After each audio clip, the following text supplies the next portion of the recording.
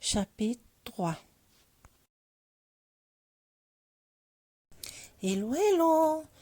Nous revoilà aujourd'hui pour la suite de notre passionnante histoire.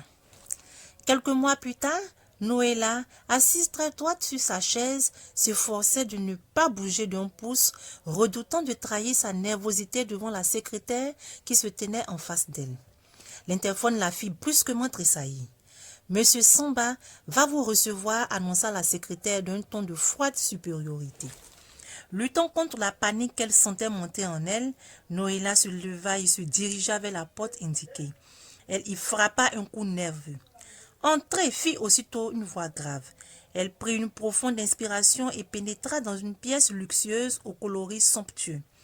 Monsieur Samba était un homme d'âge moyen, la cinquantaine certainement, un peu rondelé, mais le visage accueillant. « Asseyez-vous, je vous en prie. » Noëlla se dirigea vers le fauteuil qu'il lui indiquait. Elle s'y assit et tira sa jupe le long de ses cuisses. Monsieur Samba regagna son bureau et s'assit en face d'elle, très droit. « Vous êtes bien installé ?» demanda-t-il en se penchant légèrement en avant. « Très bien, merci. Je suis Monsieur Samba.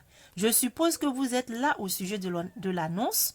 « En effet, oui, sourit-elle. « Avez-vous déjà exercé une activité professionnelle ?»« Oui. »« Où ?»« Dans une discothèque en qualité de serveuse. »« Pourquoi avez-vous quitté ce travail ?»« Il ne me convenait plus. »« Avez-vous des liens familiaux quelconques ? Mari, enfant ? » ?»« Non. »« Un fiancé peut-être ?» Elle songea à Vince, son voisin qui lui tournait autour depuis 2 mois. « Non, » déclara-t-elle abruptement, « personne. » C'est justement grâce à Vince qu'elle avait pu lire l'annonce dans le journal quelques jours plus tôt.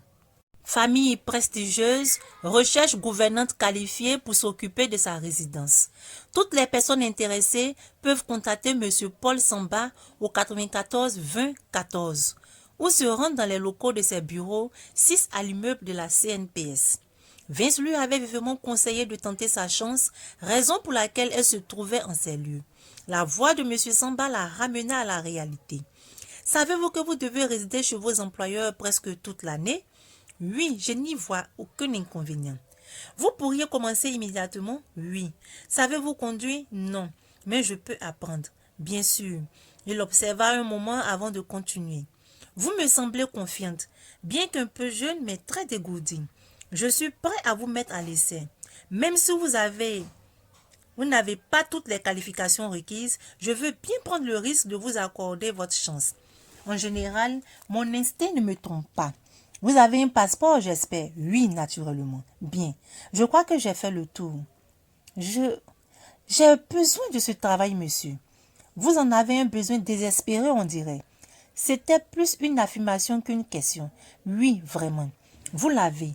Pardon? Je dis que vous êtes engagé pour un essai.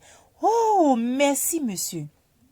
Merci, mon Dieu, fit la jeune fille, portant les mains à sa bouche pour s'empêcher de crier de joie. Elle n'arrivait pas encore à y croire. Je suis content de voir que cela vous enchante, fit monsieur Samba le regard rieur. J'espère seulement que vous ne me décevrez pas.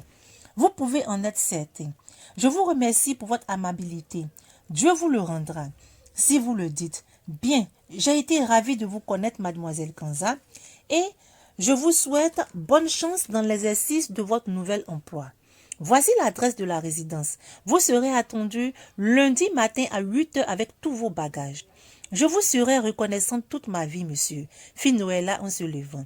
Il lui tendit la main. Elle la serra chaleureusement. À bientôt, monsieur Samba. Bonne journée. Noëlla sortit de la pièce sans se faire prier. Elle n'arrivait toujours pas à croire en sa chance. Après 2 mois de galère, elle allait enfin pouvoir se lever le matin sans avoir peur d'affronter la journée. Elle attendait le bus lorsque quelqu'un lui ferma les yeux. « Qui est-ce » demanda-t-elle. « À ce que je sache, le but du jeu est de deviner de qui il s'agit, non ?» répondit une voix moqueuse. « Sam !» Les 2 jeunes filles se jetaient dans les bras l'une de l'autre. « Alors, comme ça, on oublie ses amis ?» « Mais non, » protesta Noëlla. « J'ai voulu couper avec cette vie, c'est tout. Tu n'y es pour rien. »« J'aurais fini par venir te voir, tu sais. »« Vraiment ?» Mon œil, répliqua Samantha sceptique. « Mais si, je t'assure. Pourquoi as-tu disparu? C'est à cause de ce qui s'est passé avec Roger Ondoin ?» Noëlla hocha la tête en baissant les yeux. Ma pauvre chérie, s'apitoya Sam. Ce sont les règles du jeu, tu sais. Mais remarque, je te comprends, tu n'y étais pas préparé. Jean-Claude était désolé de ne plus te revoir. Désolé, lui? Laisse-moi rire. Tu ne vas pas me croire, mais c'est vrai. Tu sais, il n'était pas sérieux en te faisant ce chantage. C'était juste pour te faire peur. Eh bien, il a réussi. Ne restons pas là. Tu veux bien prendre un Coca-Cola avec moi? Lui proposa Sam. Bien sûr, avec plaisir. Viens, allons à la Lyonnaise. La Lyonnaise était une petite pâtisserie située au centre-ville à côté du marché du plateau. Leur spécialité était la préparation des meilleurs chaussons aux pommes de toute la ville. Lorsqu'elle fut installée, Sam s'empressa de lui demander « Eh mais 10% Noëlla, tu as empoché l'argent toute seule, ce n'est pas très chic de ta part. » « Si tu savais, soupira cette dernière. Il m'a bel et bien remis un chèque, mais je ne l'ai pas pris. Quoi? S'exclama son ami ahuri. Tu es devenue folle? Refuser 500 000 francs par orgueil? Quelle stupidité! Ce n'est pas de l'orgueil, mais de la dignité. De la dignité, mais il s'en fiche, lui, de ta sacrée dignité. Ma pauvre chérie, ajouta-t-elle avec amertume. Tu t'es fait sauter gratuitement alors. Sam! S'écria Noëlla choquée en regardant autour d'elle, de peur que quelqu'un n'ait entendu. Excuse-moi, mais je n'arrive pas à gober ta bêtise. Bref, tu es assez grande pour prendre tes décisions. Le plus risible, c'est qu'il est revenu souvent au club. J'ai comme l'impression qu'il aimerait bien te revoir. Ça ne te tente pas? Que Dieu m'en garde. Je ne te comprends vraiment pas. Mais dis-moi, comment était-il au lit? Mon Dieu, c'est que tu peux être cru, toi, alors. Tu ne vas pas me reprocher d'appeler un chat, hein? Non, mais il y a des limites. Pas de ça entre nous, s'il te plaît. Et puis, tu ne m'as pas répondu. Je n'ai pas envie d'en parler, Sam. Ok, comme tu voudras. Alors, qu'est-ce que tu deviens? Je viens de trouver du travail, répondit-elle ravie. Un vrai, et en plus dans un endroit de rêve. Ah bon? Qu'est-ce que c'est? Un poste de gouvernante. Mais c'est génial. Félicitations. Je constate que tu as le vent en poupe ces derniers temps. Merci, mais n'exagérons rien. Je commence lundi. Très intéressant. Il n'y a plus de place vacante? J'ai bien peur que non. Je vais me renseigner. Tant pis pour moi, soupira Sam. Bonne chance quand même. Merci encore, c'est gentil. Tu es toujours au club? Bien sûr, s'exclama son ami, comme si c'était une évidence. Je te souhaite de pouvoir te sortir de ce milieu toi aussi. Merci, Noël. Si je pouvais, je partirais volontiers, mais hélas. Je crois qu'il va falloir que j'y aille, fit Noëlla en regardant sa montre. J'ai un tas de choses à régler avant lundi. Oui, je comprends. Mademoiselle, s'il vous plaît, lança Samantha à la serveuse. Peut-on avoir l'addition? Tout de suite, lui répondit la jeune fille. La note réglée, elle se séparait devant l'arrêt de bus. J'ai été ravie de te revoir, Sam. Et moi alors? C'était un réel plaisir de discuter avec toi. Même si je ne te l'ai pas montré, cela m'a touché que tu puisses t'inquiéter pour moi. Oh, je t'en prie. C'est tout naturel. Mais je t'en conjure, si tu peux t'arracher à cette vie, fais-le. Bien, maman, fit Sam le regard malicieux.